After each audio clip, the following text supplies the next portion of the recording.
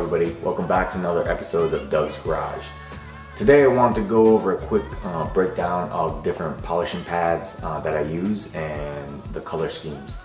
If you want to talk about a typical color scheme across the industry, it would be an orange, would be like a light to moderate cutting pad for light to moderate defect removal, and then you'd have a white polishing pad. Here is a more traditional, conventional style pad. The only difference is this is a Grills Garage Boss system, and it has a hole here. This is so that it can run cooler. But it is really dense foam that they use. This is a CCS by Light Country, so Light Country Manufacturing, CCS pad. And their yellow would be the heavy cutting pad. You move to the light cutting pad right here, which is the orange foam cutting pad. And then we have the white polishing pad. This is what you use to polish. Now if you want to take a look at this, you can tell that it's got these little, looks like little holes, right? These little divots in there. And this is designed so that as you put your compounding or your polishing liquid on it, that they will get absorbed in these little divots. So the divots are designed, you have less surface material, right? Because you have the little divots, so there's less surface contact, and it's designed to allow it to run cooler, for one, as it's creating friction, leveling out your clear coat. And as you press down or compress it, you're going to be releasing more of that liquid polish or compound, so that it will aid your correcting process. Now, one thing you always want to remember when you are talking about paint correction is you only have so many microns of clear coat protecting the base color of your car. So you always want to start with the least aggressive approach. So you know, would be a polishing pad, and then if you're not getting the results you need, go up to, you know, a light to moderate cutting pad, a heavy cutting pad, and then you would end at a microfiber pad. So let's talk about the microfiber while we have it out. This is the HDO heavy duty orbital microfiber by Light Country. And if you look at this, it has a nap to it, right? You can see this nap. All right, now these little strands of the microfiber is what is, you know, creating the cutting force as it's spinning. You know, this is brushing up against the clear coat, which is leveling down the clear coat and getting rid of the scratches or the swirls, right? Or the minor imperfections in it. So as this gets gunked up or built up compound goes on here, you need to clean this out or blow it out with an air gun, preferably, so that it, you know, tries to stay as fluffy as possible. Because this is napped up and matted down, you're not getting any real type of paint correction. It's going to be harder because it's just spinning matted up against the surface, and you want all these fibers free to create more friction to level it down. So this is a pack conditioning brush. You could either put your machine on a low setting and spin it around so that it gets out the dry compound, or the best thing for microfiber would be to use an air gun to do that, to blow it out. Same thing with this. You want to get the spent compound on here, so when it gets dry, you want to put it on a low setting and let the orbital go against the brush and get all that spent compound out. If you have spent compound and it's matted up against the surface of this, it's not going to be able to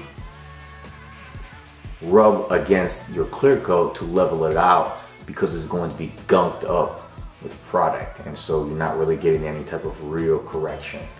All right, so again, you have an orange over here. This is the heavy duty orbital, but this orange is going to be a polishing pad in this series, in the HDO or heavy duty orbital. And then this blue one is going to be the heavy cutting pad. So unlike over here where yellow is, the blue is the heavy duty cutting pad for the heavy duty orbital. The only reason I like to keep these is so that I don't have to worry about, in this series of Light Country pad, is this a polishing pad or is it a cutting pad, right? The heavy duty orderable, these are designed to work with your long throw polishers. So Grisk Garage a G15 or 15 millimeter orbital or 21 millimeter orbital. These HTOs are designed to run cooler, and if you look at it, it has this foam interface. Again, this is designed to work with the long throw better and to help it run cooler. You've got the hole in the middle, and I really like these pads. This would be the most aggressive, again, is the microfiber. The microfiber, again, it's the most aggressive, and it's designed so that it reduces the micro marring that is left by these fibers, and to give it a more haze-free finish compared to like a sheepskin or like a traditional lamb's wool, typically used with a rotary. So with the technology now, they've really gotten away with, gotten away with the best finish possible with a really aggressive cut. The step up from a microfiber would be this. This is a Lake Country purple foamed wool. So this purple foamed wool, unlike a traditional sheepskin that has had a lot of variances because it's natural, this isn't actually. This wool is encapsulated with the material over it. That makes it more uniform, but this is designed that as this is correcting the paint, or as it's turning on the surface, that it will create little air pockets that it helps it to run cooler. So in doing so, it's actually running cooler than the microfiber, and you get a really aggressive cut, and you don't have to worry about this burning through the clear coat as it's going cooler. Another good thing about this compared to the microfiber, again, is with the technology, it reduces a lot of the micro marring, or leaves a more haze-free finish. These over here are the Force Hybrid pads by Lake Country. This one is a polishing pad, white polishing pad, and then this would be their cutting pad, right?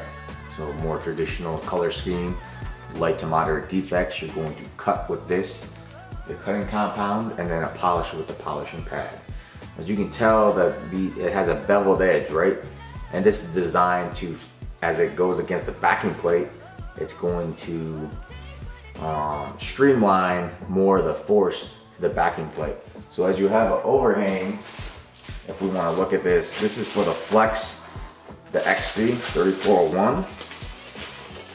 And this is designed to accommodate a 4-inch to 5 and 5.5 inch pad. So you see this white part, you have this gap of where the black is.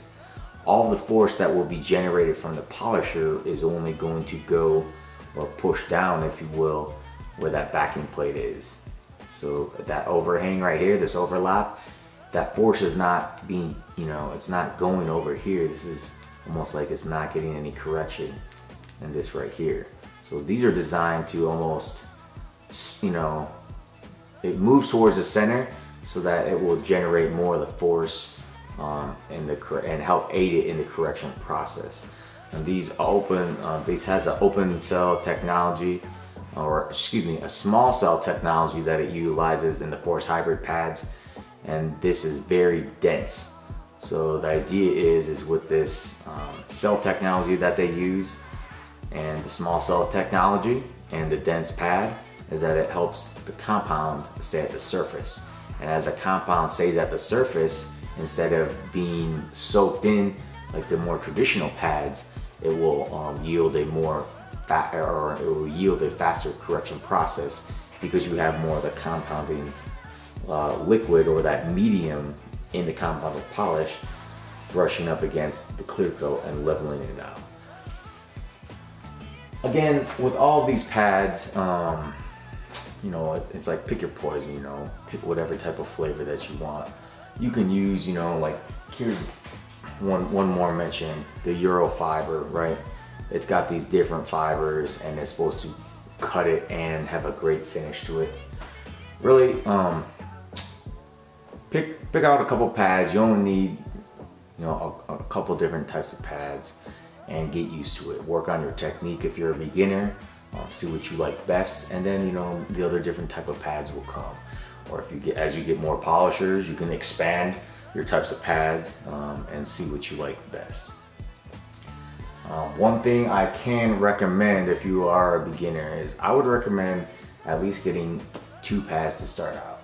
A polishing pad and a medium to light cutting pad. So like an orange pad, medium to light cutting, and then a polishing pad, a white pad, to polish your paint, like for a 2-step correction. And what I would recommend is getting at least 4 of each pad. So although you can clean it out, you know, what you should after each pass, let it spin to get that spent compound out and work clean. You can do that, but after a while, this is going to gunk up, and you know, you're not going to get the correction out of it that you want. So if you at least get 4 pads of each, then you can work clean around the car.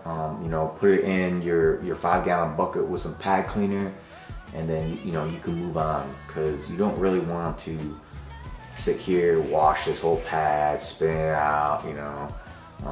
Once you get into the correction process, it's a lot easier to just switch out your pads, get a clean pad, and keep on the move. So that would be what I can recommend, is at least get 4 of each one, and it will definitely aid in your correction process.